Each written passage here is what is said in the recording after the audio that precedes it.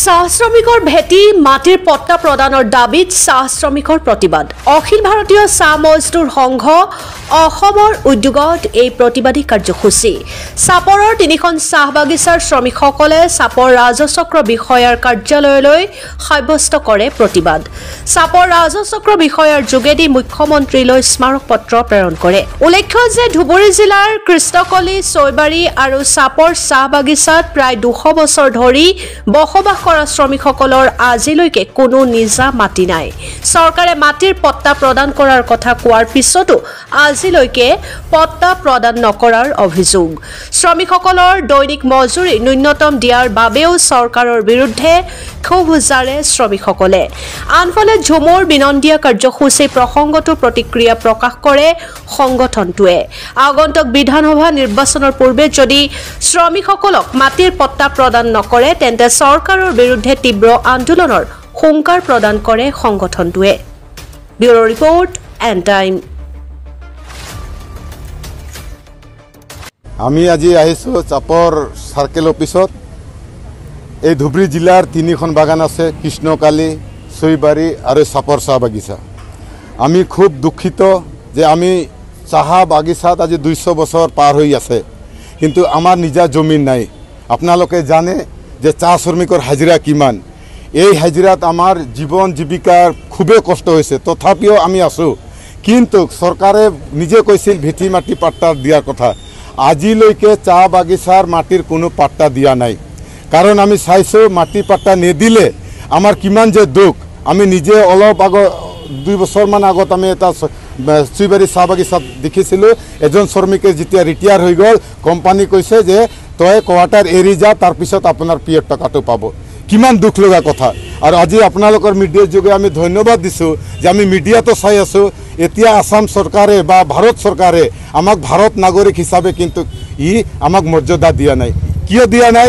চাহ শ্ৰমিকৰ চাহ বাগিচা উঠাই দি আছে, বুলডোজাৰ লগাই আছে, চাহ শ্ৰমিকৰ লেবাৰ কোৱাৰ্টাৰ উঠাই দি আছে। আমি যাম ক'ত? সেইকাৰণে আজি আমি চাৰ্কেলত আবেদন দিব আহিছোঁ যে আমাৰ জমিনৰ অধিকাৰ দিব লাগিব, মাটি পাট্টা দিব লাগিব।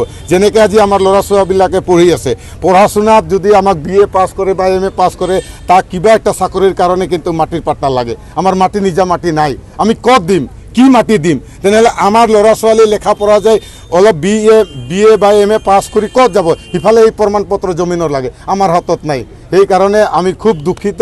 আমি চৰকাৰক আবেদন আজি দিব আহিছোঁ যে আমাৰ চাহ শ্ৰমিকৰ জমিনৰ পাট্টা দিব লাগিব, নহ'লে কিন্তু আমাৰ বিপদ।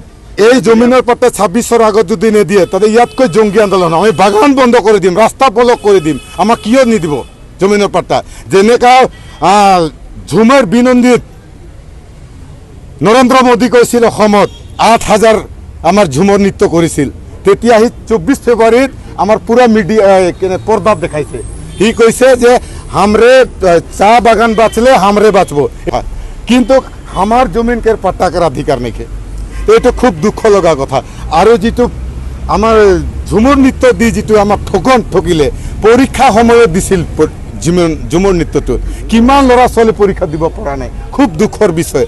আমি এনে চাহ শ্ৰমিকৰ লেখা পঢ়া খৰচ দিবৰ কাৰণে খুব কঠিন। 250 টকা হাজিৰা পাইছে, আপোনালোকে জানে। তো গতিকে অহা দিনত 26ৰ আগে আগে যদি আমি জমিন পাট্টা নাপাওঁ তেনেহ'লে ইয়াতকৈ জংগী আন্দোলন ল'বৰ কাৰণে আমি চেষ্টা কৰি আছোঁ। আজি চাপৰ চাহ বাগিচা, এই চাহ বাগিচা, চৈবাৰী আৰু আমাৰ কৃষ্ণকালী বাগিচাৰ ধুবুৰী জিলাত আৰু চাহ শ্ৰমিকৰ ভেটি মাটিৰ পট্টাৰ দাবীত আজি গণ ডেপুটেশ্যন দিয়া হ'ল।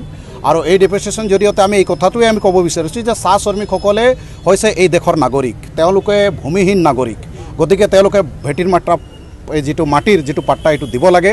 আৰু দিয়াৰ কথাটো তেওঁলোকে মুখ্যমন্ত্ৰীয়ে নিজে কৈছে যে তেওঁলোকে লাইনৰ ভেটি মাটিৰ পাট্টা তেওঁলোকে দিব। গতিকে আমি আশা কৰিছোঁ এই গণ ডেপুটেশ্যনৰ জৰিয়তে তেওঁলোকে বিবেচনা কৰক আৰু তাৰ কাৰণে আইন প্ৰণয়ন কৰক।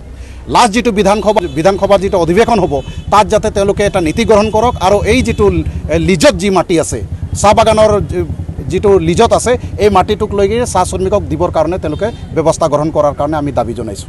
যদি নহয় তেতিয়া স্বাভাৱিকতে চাহ শ্ৰমিকসকলক বহুত দিন শোষণ কৰিলে, বহুত ৰাজনীতিক হ'ল। আৰু 26ৰ নিশ্চয় চাহ শ্ৰমিকসকলে এই চৰকাৰক নিশ্চয় জবাব দিব। তাৰ কাৰণে আমি ৰিকুৱেষ্ট কৰিছোঁ, দাবী কৰিছোঁ এই ক্ষেত্ৰটো যাতে চৰকাৰে ব্যৱস্থা গ্ৰহণ কৰে।